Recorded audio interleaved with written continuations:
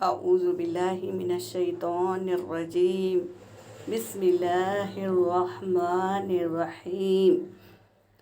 آج ہم یہ سمجھیں گے تنگ دستی کے اسباب کیا ہے۔ تنگ دستی کے اسباب کھڑے ہو کر پانی پینا اور مغرب کے وقت سونا، یہ تنگ دستی یعنی ہماری رزق کی کمی ہو جاتی ہے اس میں۔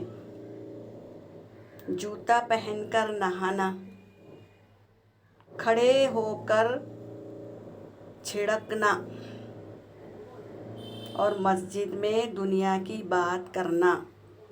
ننگے سر روٹی کھانا یعنی کھانا کھاتے وقت سر نہیں ڈھانکنا، بزرگوں کے آگے چلنا، اولاد کو گالی دینا، یہ تنگ دستی کے اسباب ہے۔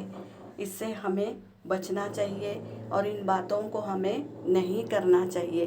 اللہ ہمیں بچائے اور ہمارے رزق میں برکت عطا فرمائے، آمین یا رب العالمین۔